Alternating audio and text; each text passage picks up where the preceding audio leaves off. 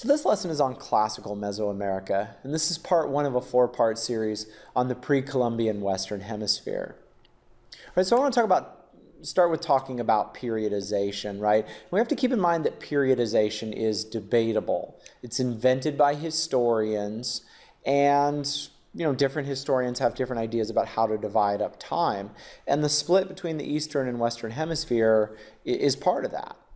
Right? We do know that that humans reached the Western Hemisphere about 30,000 years ago. Now that too is debatable. I've seen numbers as low as 15,000, and I've seen numbers much higher than 30,000 years ago. But that's kind of the ballpark range that I've seen in most of the things that I've read. So we have to keep in mind that civilization in the Western Hemisphere started later than in the Eastern Hemisphere.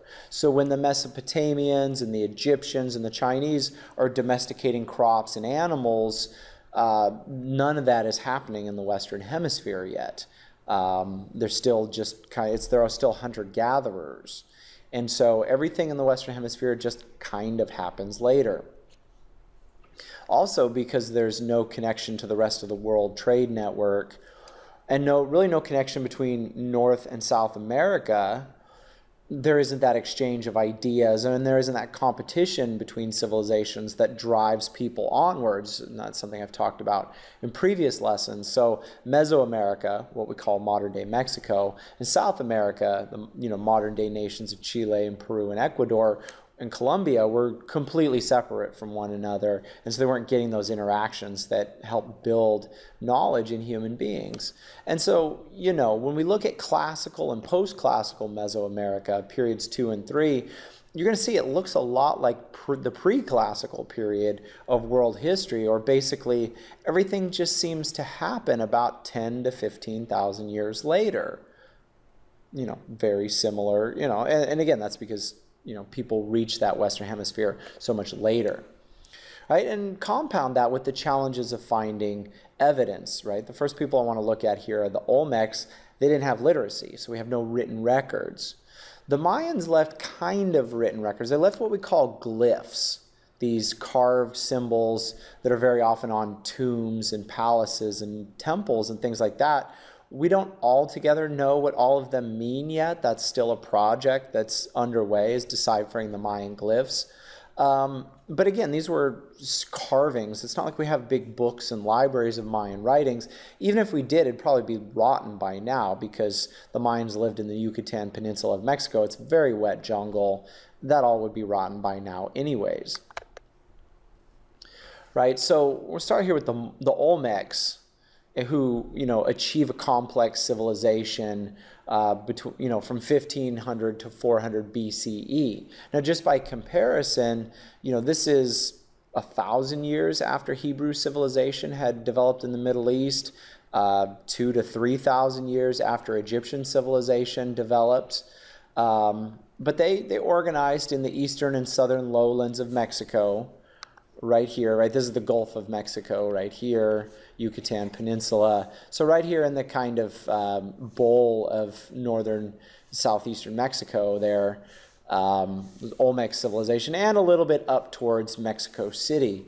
And so what we know about them is largely from carvings and, a few buildings and things like that. But that's about all we know about the Olmecs. The Mayans developed later. Their classical period ranged from 250 to 900 CE. Now, just by way of comparison, 250 CE, that's after the fall of the Han Dynasty, right? And that's when the Roman Empire is starting to fall apart. The Mayans are still living an advanced hunter-gatherer and beginning sedentary civilization, kind of on the level of the Egyptians, but at this point about 3,000, 3,500 years later, right? And so the eastern and southern lowlands of Mexico was their home, also as far south as modern-day El Salvador, right? So the very furthest southern tip of Mexico. And, the Mayans are still there. Every once in a while you'll hear this, oh, the Mayans disappeared, oh, the Mayans were taken off as space aliens or crazy things like that. The Mayans are still there. Those tribes are still there. And they remain in that area, but their complex civilization collapsed for reasons that we're going to look at in a little bit. Next up's the Empire of Teotihuacan in the central Mexican highlands around modern-day Mexico City, just a little bit north of Mexico City. And so this was the first of the highland civilizations in the so-called Valley of Mexico.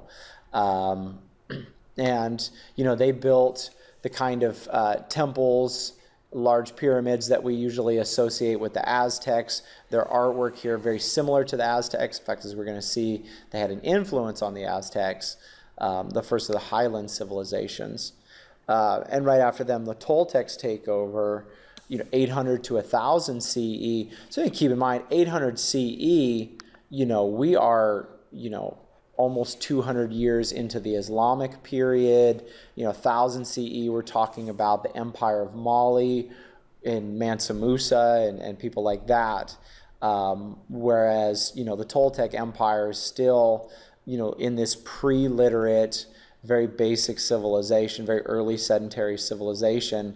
But we, you know, are, again, starting to see some themes and motifs here in the artwork.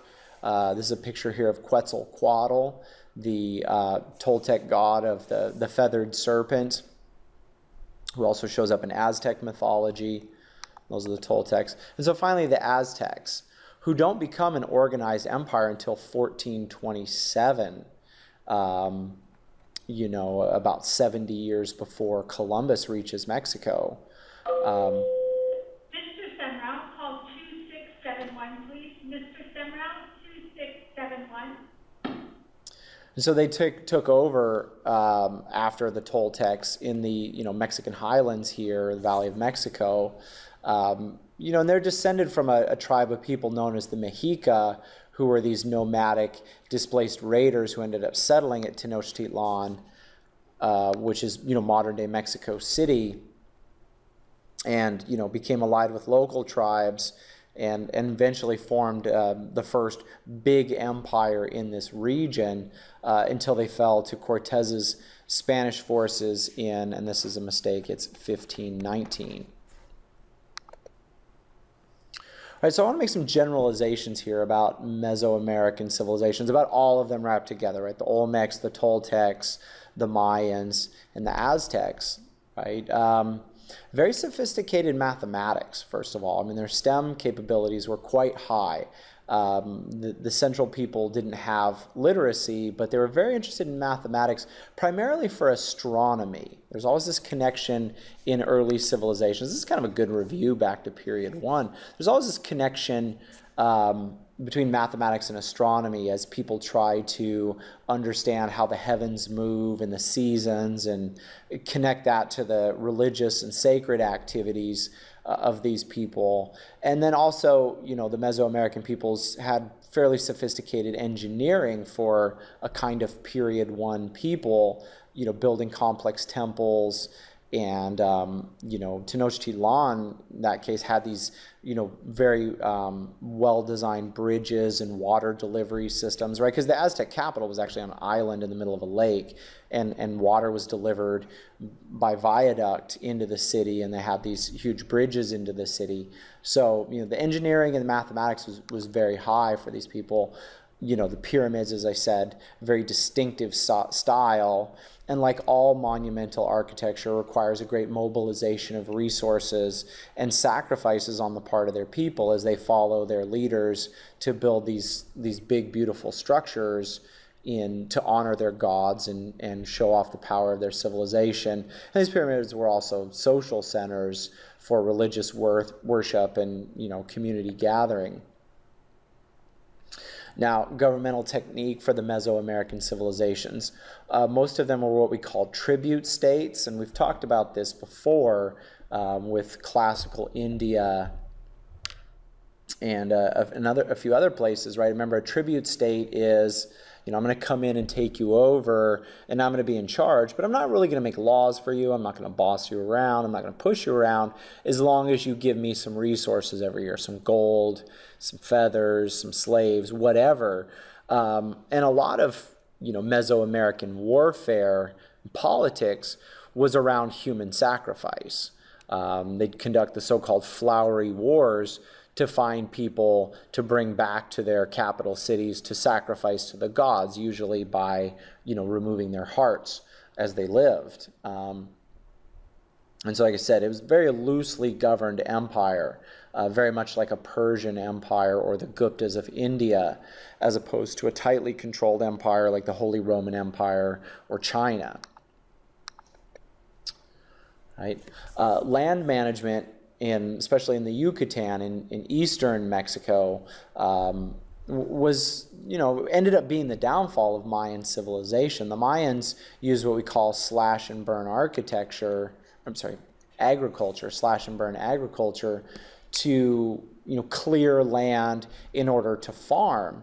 Once the crops were burned down, there's a lot of soil erosion and loss of nutrients in the soil. And so very quickly, the Mayans found out that their farmland was no good anymore. They'd do more slash and burn agriculture. That would work well for a few years. But you can see how their food system collapsed within a few generations because of this slash and burn agriculture. And this, like I said, the Mayans were not taken up by space aliens or any kooky things like they had nothing to do with the Illuminati. It's just, their agricultural systems and their, interactions with the environment were, reckless. And, and they didn't know any better. It's not like they had modern ecologists to tell them you shouldn't do that, the way we have people telling us not to pollute our atmosphere so much. But, that's their reckless practices ended up causing the collapse of their civilization. All right, so like I said, the Mayans just exceeded their carrying capacity. And this is a term from environmental science. This is just how many people can you support? Or if you're talking about animals, how many animals can you support with your resources, right? If you only have 20 pounds of food, your carrying capacity is much less than if you have 20 tons of food. Right? And this is very different from the highlands peoples up in the Valley of Mexico. They always fell to warfare, right? Whereas in the south, and in the east, it was more of environmental declines. As I've said before too, the geography really limited the kind of trade that could go on. In Guns, Germs, and Steel, Jared Diamond talks about the fact that the Eastern Hemisphere over here is an east-west orientation, right? You can take a crop that grows really well in Spain and replant it in China, and it's going to do okay because it's basically the same climate, because it's on the same line of latitude. Whereas North and South America, they have a north-south axis with a really, really tight area in here that's really, really heavy jungles. And so you can't take a crop from Canada and replant it in Florida. It's going to die. If you're going to take a crop from Canada, you have to move it all the way down to Chile or Argentina to get it to grow. And there isn't a lot of traffic going through this area. In fact, there still isn't a lot of land traffic going through this area because of the terrain and the climate. And so, Mesoamerica here is very much cut off from South America in ways that, the Eastern Hemisphere just wasn't, right? This is the Silk Road here, for goodness sakes. And Mesoamerica is the same way, right? Mexico to the north has very hot, rocky, dry mountains that get very, very cold in the winter and still don't have a whole lot of water. And then in the south, you have these very dense jungles and highlands and mountainous regions. And so, Mesoamerica here is kind of cut off from either North America or South America. And so because of that, trade in this area was very limited. It was pretty much just inside of Mexico or just inside of Western South America. There's not a whole lot of trade going on here. And you know that trade and warfare help civilizations develop through competition and the sharing of resources and knowledge. Right? One of the things that defines the society or the social structure of Mesoamerica is warfare, right? This is like the Romans. This is how a Mesoamerican man would rise in status, was as a warrior. The other was through sport, right? This very famous game that the Aztecs played. It was a ceremonial game. It was an act of religious worship, but of course the losers were dead, and the winners were given great honors and great accolades. And so, social mobility in Mesoamerica, very similar to Roman civilization. Perhaps this is why the modern Mexicans, like the modern Europeans and Americans, are so crazy about sports, particularly football in the case of Mexico. Right? And looking again at politics in Mesoamerica, right? Political legitimacy was based on heredity and divine sanction. Like the Egyptians, like the Chinese, the Mesoamerican rulers were gods on earth and were worshipped as if they were gods. And that's, we've seen this pattern of political legitimacy before. As I said, the economic characteristics, very limited regional trade. These were autonomous city-states or tribute empires because of those geographic barriers I talked about, and also very economically elitist, right? A very small group of rich people at the top, a very big group of poor people at the bottom. Again, very similar to a place like Egypt or Mari in India or civilizations like that. And so that's it. Thanks for watching.